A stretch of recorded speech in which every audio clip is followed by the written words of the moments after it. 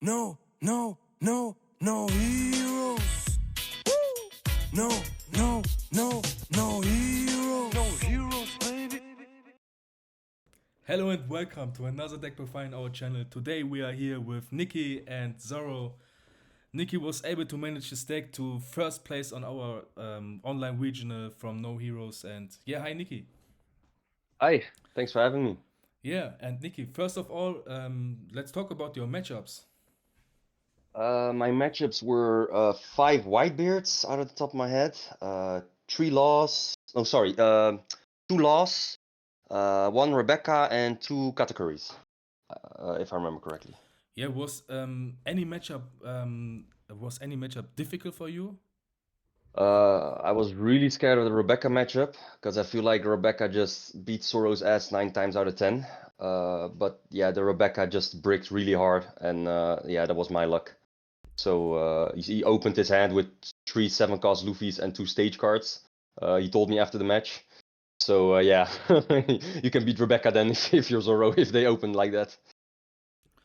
Yeah, very nice. And you remember any other matchup that was a little bit difficult for you, or this was Mostly the Whitebeards, because yeah? Whitebeards is usually like you bring them to 0, and then you need an extra turn to basically empty their hand before you can kill them. And usually they already whittled you down to that point, so it's usually an extra turn of surviving or maintaining your board so you can kill them next turn. And yeah, sometimes they just have 5 events, 10 2Ks, and all the blockers in the world, so sometimes you just can't overcome that hurdle. Yeah, but luckily for me, it wasn't that much of the case this event in noHEROES. So yeah, it went pretty good. It went pretty good. Yeah, No high rolling loss, yeah, so that was also very nice. So yeah, it was a good event. yeah, very nice. And you win at the end. Is like you are the Yeah. champion now. This is very cool. And yeah, let's. I think we go into your deck. Okay, let's Perfect. start with the 1-drops and work our way up. Um, 3 Otamas. I need to make some space, so I play 3 instead of 4. Yeah, not much to be said about it other than it's a very good 2K in situations you don't have the Gordon and you need to clear their board. You can use them to make the targets more easy for Fire Fist. But most of the time, it's just a very good 2K in this deck, so that's why I play 3. You can search it with the Dadam. Yeah. For Makinos, I opted to play 4 of those instead of 3, instead of the other way around, because it's just so good in either having it as a 2K or boosting it for your little guys like the Buggy, even first swing with the Gordon, or after you play a Magura, just having those 6K swings very easily accessible. Yeah, it's a very good card. So yeah, I also played 4 of those. Yeah. Now a bit of a controversial pick, 2 choppers. Oh, okay. A lot of some people told me like because this deck is a bit more controlly in my opinion. So I thought it was good, especially in the Whitebeard matchup and in the Katakuri matchup, because 9 out of 10 times they don't have removal except for the Katakuri and the Thunderbolt, for example. But it's a good card to either make them use some dance so they can't like kill you with a 12K swing and a whatever swing, Yeah. and just it's basically an extra life, right? So either they use something to remove it and you pull cards out of their hands, or it's just, well, like I said, against Whitebeard, that 1 extra turn you can survive, so you can kill him the next turn. It didn't come up though. It only came up in the final match, as you saw on my turn 1. Yeah, it basically just like I knew he was probably playing the market, because every Whitebeard I've seen so far, all were playing the Whitebeard setup. So yeah, when he's swinging the first turn with 6, I just like, let's just block, gives me an extra life, an extra turn, and save some cards out of my hands. Yeah. And yeah, you can search it with the Dadon. That's why I rather play him than the Fossa or the Bartholomew, because you can search it with the Dadon. And also, even if you play it on turn 1 and you don't use it to block, you can always, just by attaching 1 Don to your leader and Makino or Magura him, you still have a 5K swing. So it's you can use it in the best of circumstances. Yeah. And I have a little question. Yeah, sure. your matchups. You want to go always first, or you have any matchups you want to go second? But you talk about that your bite is a little bit controlly than Argo. Yeah. Against Katakuri and against Katakuri, Doffy, and Rebecca, I want to go second because I would either like to have my Teach or my Brook on curve, and I'll get into that. And against Whitebeard and Law, I rather go first because I have Vista Marco on curve then. Ah, okay, Because okay. I value the Marco, but I rather have the Teach on board Yeah, because the Teach just gives me way more value, and the weenies are sometimes so dead against Whitebeard if you don't have Maguras to back them up, um, or Makinos to back them up. So yeah, I rather go second against this match also because of Whitebeard now only having 1/9 cost, them just taking a life, or yeah, just saying one Dawn, it's your turn taking a life already. So you're tied already before the game even starts. And they can't play 9 cost into 9 cost anymore. That just helps a lot. Like yeah, in the best case scenario, they have 1/9 cost. I had that in the semifinal. He had 1/9 cost in his hand, of course. So he played it on curve, but he was on 0 life. So um, that was just a turn off trying to clear a Marco he had rested on the board instead of going for his face, which helped in the end. yeah. So Very yeah, interesting. that's kind of the thing I'm seeing. Like I rather go second against Katakuri, Rebecca, and Doffy, Mm-hmm. and then first against Whitebeard and also second against Whitebeard and first against Law. Okay, yeah. Very interesting. Thank you. Let me see, two Maguras. Not much to say. Makes it easy to swing with the weenies. Best case scenario, of course, on the buggy, so you can make him easy 7k swing with your leader. So yeah, that's also a very good card. For EZOs, I actually whiff more with the EZO than with the buggy. I have, out of the top of my head, 15 targets for the EZO and also 15 targets for the buggy. Most of the time, I had like one event I could just basically when I drew 5 for the buggy, I always had like only one card I could take, 9 out of 10 times. But that was enough because usually you just either want the defense or something to discard for your Fire Fist. So the buggy worked. And the EZO whiffed sometimes, but the EZO is primarily to go to those Fire Fist and the Marcos and stuff like that. But you kind of how do you say that?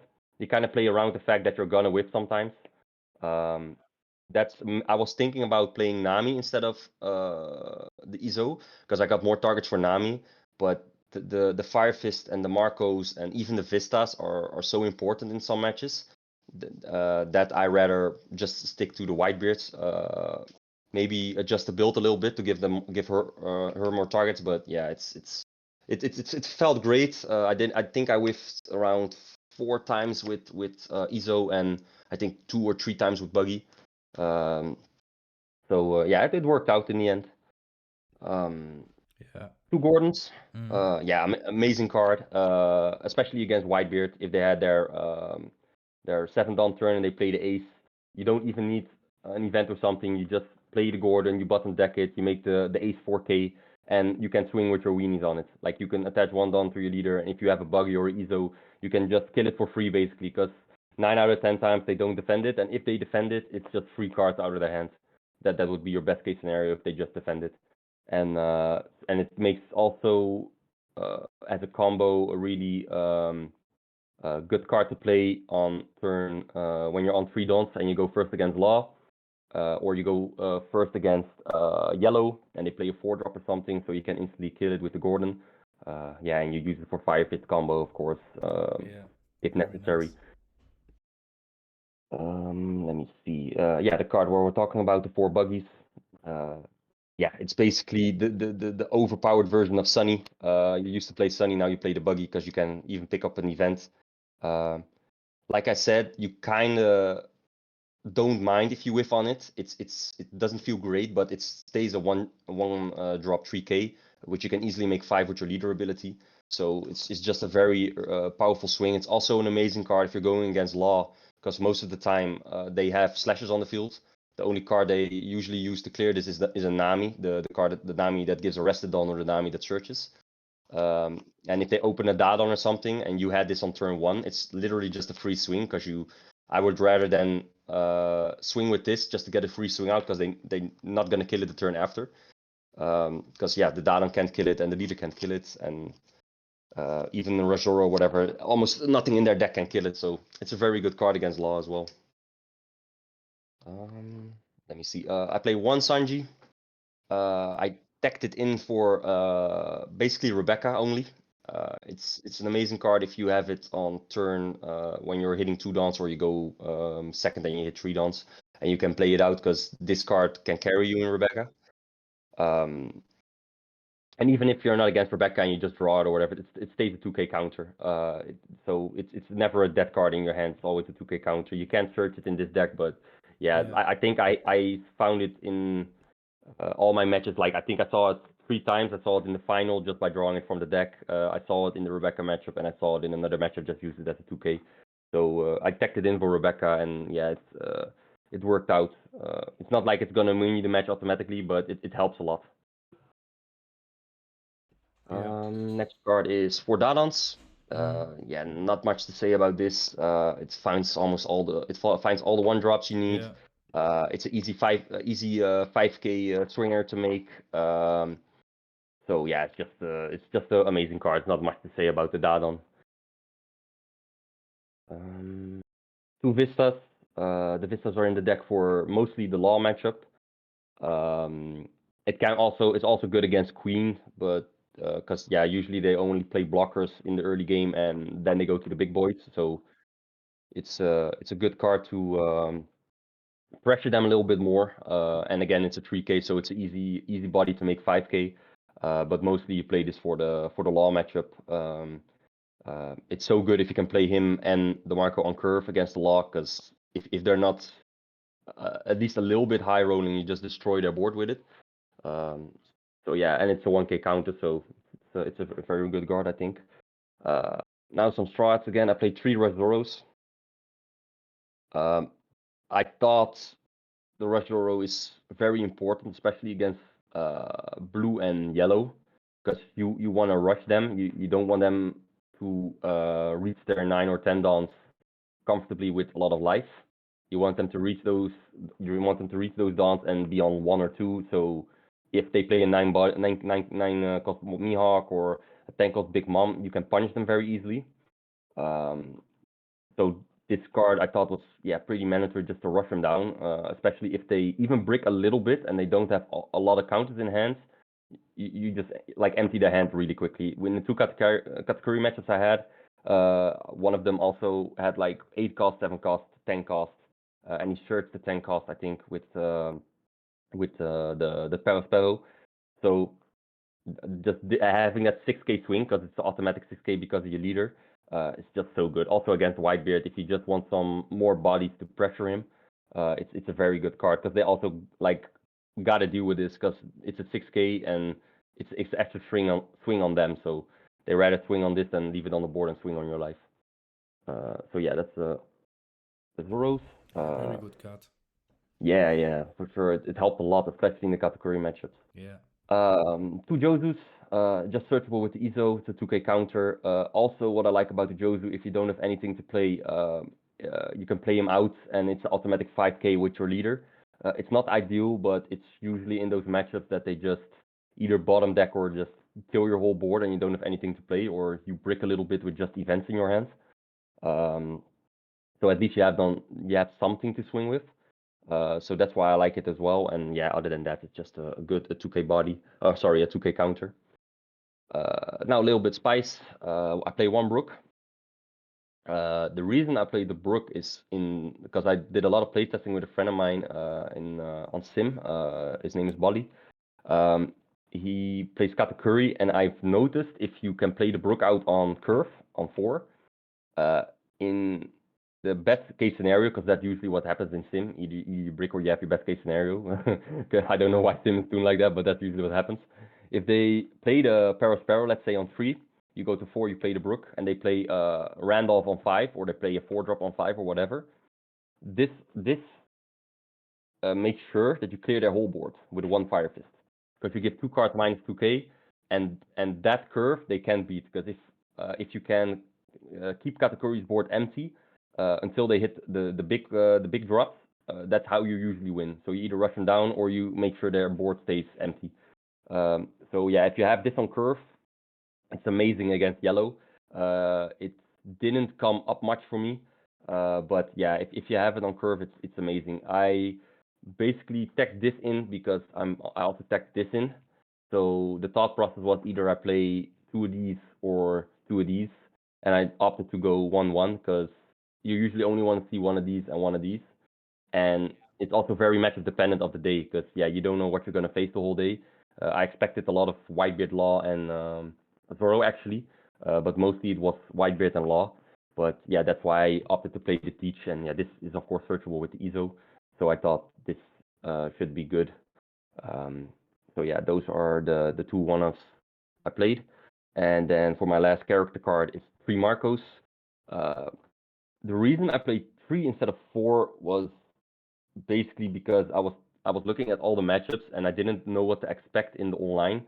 And I thought if I have a lot of Rebecca's or I'm facing a lot of blues or even yellows, I rather have the tempo with these and the how do you say that, the mobility, or like the a bit more of the control with these than just having 4 Marcos. Because this is, of course, it's amazing against, especially against Whitebeard if you have events in your hand, and good against Law. Because basically, if you drop this on Law, they never kill it. Or if they're like really desperate and they need to kill it, but usually they never kill it. They always go for life. So it's amazing in there. But I opt actually to just play 1 more of these because I value this more in other matchups. So it was a bit of a decision to make, like, what are you expecting and what are you gonna tech for? So, but yeah, most of the time the Marco always came up, so I didn't brick in that sense or whiff on him. So it worked out in the end. So I was really happy about that. Yeah, you have enough searcher for the Marco. And the Yeah, Whitebeard card. exactly. Like you play 3 and then you have the 4 EZOs. So if you don't have it in your opening hand or you don't take it from your first lives, the chances you hitting it with EZO are pretty big. So it's also a matter of if you playing the buggy first or the EZO. If I have 2 events in hand, I'm not playing the buggy first. I'll play the EZO first because the chances of me hitting a Marco or a Whitebeard card are higher than an event. And mostly that worked out. So yeah, it went Very pretty good. nice. Events, 1 kickback force. I think I probably maybe would go to 2 with this because just it works with this deck a lot because you have a lot of non-counters in it and a lot of cards that are 1k. So pitching a Teach or a Buggy or a Rush Zoro when you just draw it from life and giving yourself extra 3k. I feel like when you don't have Dawns open and you play this, it kind of hits them by surprise most of the time because it's basically your only new card since OP-04 came out. And not many people run it. They rather run maybe an extra guard point or a different event or a Red Hawk. But yeah, also the trigger is pretty nice, giving something minus 3k if you get it from life. It can just save your life or maybe win you the game. So yeah, it's a pretty good card. The card that won me the tournament, Diable Jambe. Yeah, just an amazing card. I got really lucky with it in the final match as well. Just basically top decking this from top decking this and getting my fiery doll from life. Yeah, it's so good if you don't have to search it and you draw it yourself, so they don't expect it. It's an amazing card, and even if you just search it with the buggy, it keeps your options open because if you have a fire fist in hand, you can always discard it or you can go for game with it. Because in some matches, even if you have it, you probably don't need to use it. And in the Whitebeard matchup, it can come up a lot, but it came up a few times for me. But yeah, it worked out. It's a really good card. 3 guard points. Not much to say about that. It's your main defense together with 1 radical beam. I only played 3 because I opted to play a few other events in the deck. That's why I played 3 because I wanted to fit in the Red Hawk. Because I thought this would be really good if you, like I said, just need that extra turn against the Whitebeard and you can pop one of their blockers with it. Even in the law matchup, in the mirror matchup, that you can pop something that's 4K or less if they don't play around it. And even at trigger, it's giving minus 10K to something. It's the only time it came up for me was in the semifinals as a trigger. But yeah, it's a very good card. I thought just attacking in one, you can find it with the buggy. Just attacking in one would be good instead of attacking in 4 guard points. So those are my main counter events. Play 1 pistol. I think it's in some cases better than the Fire Fist because you don't have to discard something for it, and against the law matchup, most of the time you use this on their blocker law, and if they don't find multiple of it, it can basically you can steamroll the game from there. Because I think one matchup there where I didn't need to invest a lot of my dawns in the field because his hand was kind of minimal. So it was like a turn that you usually like 7-7-7, and I had so much dawn left that just having this in my hand and playing it out gave me so much value, and still having dawn left to play something on the board. So yeah, it's really good. And if you get it from trigger, it's amazing. I had it come from trigger a few times. One of the times, yeah, I couldn't trigger it because everything was 7K, but even then you can always also use it as a discard for your Fire Fist, so it's a pretty good card. The 2 Fiery Dolls, same trigger as the Red Hawk, giving minus 10K to something and giving +4 to your leader. Yeah, you either use it to ditch them for the Fire Fist, or you use them to close out the game, like I did in the final with the Jambe. It just helps you get over those Whitebeards actually, because they're 6K, and most of the time you need to have multiple swings on them because their hand sizes are so big, and for example, keeping 2 Dawn up just to make him a 10K instant, because 9 out of 10 times you already have a Dawn attached to him to make the rest of your board stronger. It just helps so much, and it comes up so many times. Yeah, it's just a really good card. It works in the deck. And then last but not least, 2 Fire Fists. I'm still thinking of bumping this up to 3. There wasn't that many times that I really needed it, because in the Whitebeard matchup, you usually don't use this. You usually only use it maybe if like they're in their last turn and they play out a Marco, or they play out 2 little blockers or something, so you can get through their wall of defense. But yeah, most of the time it doesn't really come up in Whitebeard. It only comes up a lot in Law and in your mirror. So I may bump it to 3 just because it's so important, I feel like, in the Law matchup. But even a Gordon sometimes just helps you stabilize a little bit just by giving a blocker, if they block for free, minus 3,000, and just attacking it with or using a Vista or a Marco on it or something.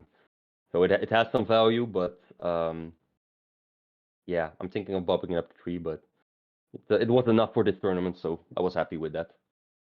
Yeah, those were all the cards. Yeah, very nice. And after your deck list, maybe you have a special combo from your deck. You can show us if you want.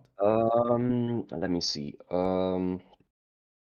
It's not really special, but the first one is basically just having if you opened, let's say for example this, or you opened only this, like either this or this, and you're going into a turn that's, because most of the time you try to build a board before you start swinging.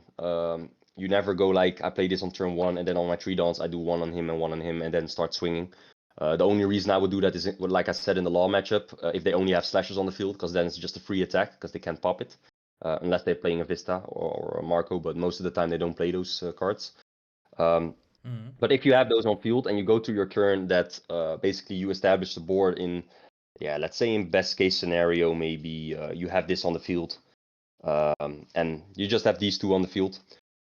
This just makes it so you can get a free attack or a free clear with this, because if you, like I said, for example, you're going against Whitebeard and they go, you went to your 5 turn, they go to your 6, then they go to the 7 and you swing with ace, for example, and you use this in bottom deck and make it a 4K just by attaching 1 to him.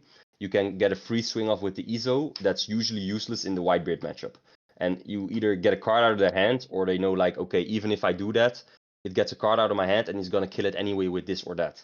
So most of the time they let it die, and then you just had a free swing with this, and they never really want to kill this because that's a waste of their swings because they always have big bodies on the field. So that helps a lot with the Gordon. One of the, I think, the most famous combos is just having the Gordon or even having the Otama and just fire fisting Fire Fist or Otama. Like the most famous combo you probably have, or the best combo you probably have, is Gordon, using Gordon on something or Otama on something, making a 6k4 or a 6k3 or even a 7k4 with the Gordon, and then just fire fisting his board, getting two cards from the field. That's like one of the, I think, biggest combos. Also, like I said earlier, that depends on your matchup, because the Gordon in a lot of matches is pretty vulnerable. Into Duffy, for example, the trigger makes it pretty vulnerable. In Zoro, it's if you're mirroring, you probably would never play this out on turn. Let's say if you know they're going to 5 and you're going second, you're not gonna play this out so you can get a good curve on the Marco. You just wait till you go 6 and then you use this with this if you really want to kill something. But for yellow, it works really well if you go to 3 and you play this on your 3-down turn, and then when you hit your 5-down turn, you get a free clear with the Marco. If they don't, they need to play around that. But it's hard to like say like, I'm not gonna play a 4-5 just because he's gonna kill it with this, because if you don't do that and you just swing 8, you're not establishing anything, and that's good for me, because then even if I don't have anything to kill, I'm still gonna play this out. And turn I'm gonna swing with everything. I'll even swing with the Gordon or get a free clear with something else with the Gordon. So it forces them to play a way they don't want to, and even if they would play the way of playing a 4-5 or a 4-6, you get free clear on it. So it can be pretty annoying for the yellow matchup. And one of my favorites is basically having these two, and when you're going for the big turn against Whitebeard, having this in your hands, having this on the field. And when you're going for the big turn against Whitebeard, 1 down on him, playing this, giving him 7, swing 7, and then swing 8 for free and get a card draw. I think that's my favorite combo. Very nice, But he becomes an 8 because of his effect and because of your leader, and you get a free card draw from it, cycling this, which you're probably not going to use after the Magura anyway.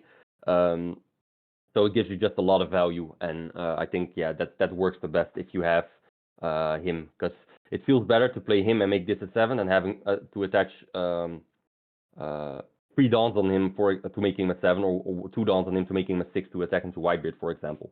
So this combo, I think, feels very good. And I think that's probably most of. Oh yeah, like I said, I forgot. Yeah, I said that earlier. Only one. It's basically the same principle as the Gordon, but then just using him. Let me focus. Yeah, then just using him, using the Brook. If you can make 2 cards -2 by just attaching a Don to him and then fire fisting his board, it just gives you so much value. And if you have a Gordon in your hand, you can give something -5k. So it basically makes everything vulnerable to either fire fisting, pistoling, using a Marco or a Vista on it. It can give you a lot of tempo. So that's why I like this also a lot more than the Flamenco, because I used to play 1 Flamenco and I just like the Brook more than the Flamenco. So it felt like it had more value. And the Flamenco, I usually, even if I would draw it later, you usually never play it out, because it's like, okay, I can give something -2 and that may be valuable, but it's usually on those turns that you rather play out a Marco or something with more power, so you can either go for game or have something big to swing with. And I think that's about it. The Jamba Fiery Doll. We are happy with 1 combo. You show us many good combos. Thank you for that. And I have a question. You have your serial Shanks, your serial number Shanks. And Yes. You opened the pack? Yes, I opened it. Which number is it? 424. Okay. You can show us, or do you have Oh, it? I don't have it with me right now. okay. I'm not at my house. I'm at my friend's house at the moment. Yeah. Wasn't. No problem. Then, thank you for your deck profile. And at the end, you want to give some shoutouts to your friends or some people? Yeah, big shout outs to the Dutch One Piece community for helping me prepare. Shout outs to Bali and Skepash for helping me prepare for the difficult matchups. Shout out to my girl for supporting me. Shout out to my parents for supporting me. And yeah, that's about it. And thanks for noHEROES for hosting the event. Yes, thank you for the words, and that's is your deck profile, and see you next time. Bye. Thanks. Bye, guys.